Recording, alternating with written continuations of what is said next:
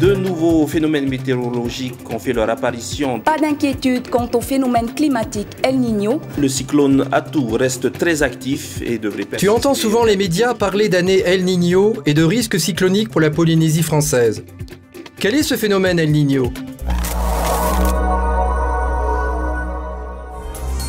El Niño est le nom de l'enfant Jésus en espagnol. Ce nom est donné à un courant marin chaud qui apparaît tous les 3 à 6-7 ans sur les côtes d'Amérique du Sud, longeant du nord au sud l'Équateur, le Pérou et le Chili, entre Noël et le mois d'avril. L'apparition de ce courant chaud El Niño cause la diminution du plancton, donc la diminution des poissons, mettant en péril les entreprises de pêche du Pérou et du Chili. Par contre, il apporte des pluies abondantes sur les plaines sèches du Pérou et de l'Équateur, ce qui augmente ces années-là les productions agricoles. Ce courant El Niño, sur les côtes d'Amérique du Sud, est en fait un des signes d'un phénomène beaucoup plus étendu qui touche l'ensemble de l'océan Pacifique.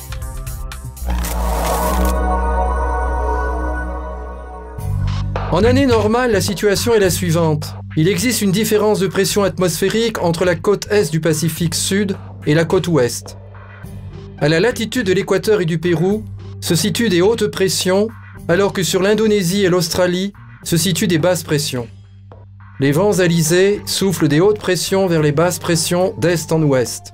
Plus la différence de pression est grande, plus les alizés sont forts. Traversant l'océan Pacifique, les alizés se chargent d'humidité au contact de la surface chaude de l'océan.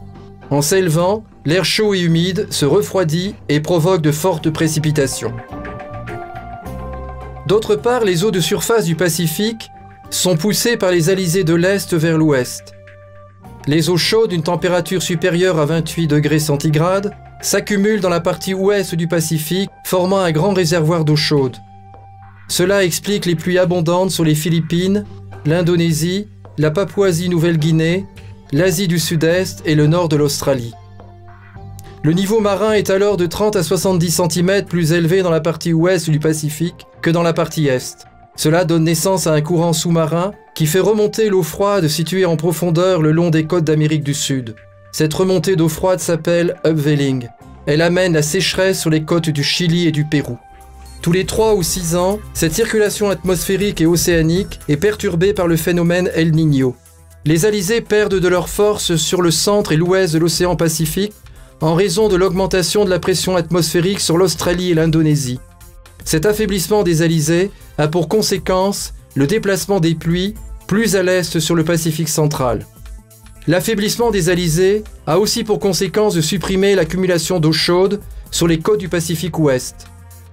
Le courant froid sous-marin ne se forme plus et la remontée d'eau froide en surface, upwelling, disparaît sur les côtes du Pérou et de l'Équateur. Les côtes de l'Australie et de l'Indonésie connaissent des périodes de grande sécheresse et des risques d'incendie. Sur les côtes du Pérou et de l'Équateur, l'eau en surface y est plus chaude et plus profonde que la normale. Cela favorise l'évaporation. Des précipitations importantes s'abattent sur les côtes est du Pacifique jusqu'au centre de l'océan Pacifique. Le fonctionnement est donc le suivant. Quand la pression atmosphérique augmente à l'ouest du Pacifique, au large de l'Australie, elle diminue à l'est, au large de l'Amérique du Sud, et inversement. On parle d'oscillation australe, Southern Oscillation, associée à El Niño. L'ensemble du phénomène porte le nom scientifique de ENSO.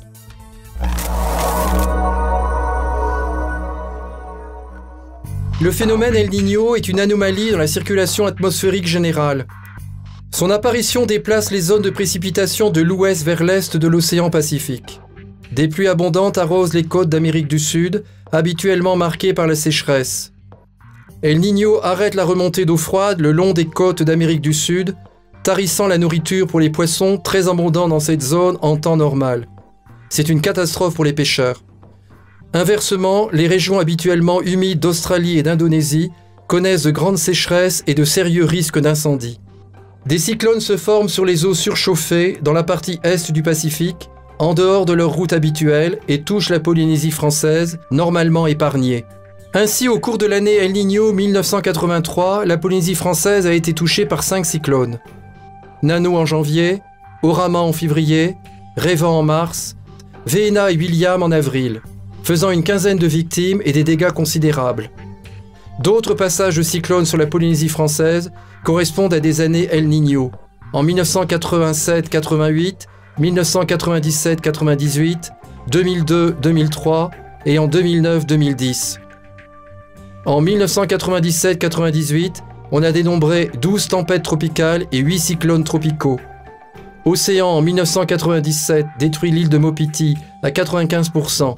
Oli en 2010 a détruit l'île de Tubuai.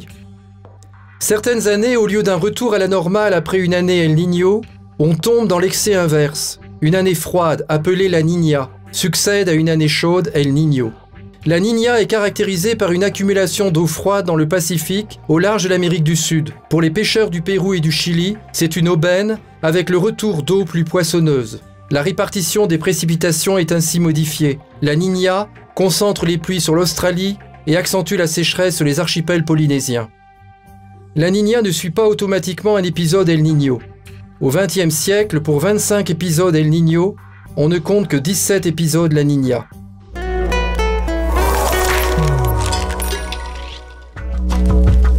Comment la Polynésie est-elle concernée par le phénomène El Niño-La Niña ? En dehors des périodes El Niño, les cyclones sont rares dans la partie est du Pacifique, où se situe la Polynésie française. En revanche, en période El Niño, le risque cyclonique est réel. Avec le phénomène La Niña, la saison des pluies est perturbée, les sécheresses sont fréquentes. Dans les atolls, l'assèchement des nappes phréatiques s'accélère. En Polynésie française, des communes manquent d'eau. Il est important de repérer les signes précurseurs des phénomènes El Niño-La Niña. Les données météorologiques et océanographiques, recueillies par les systèmes d'observation nationaux et internationaux, permettent de surveiller et de prévoir les épisodes El Niño-La Niña. El Niño-La Niña sont à l'origine de risques naturels majeurs.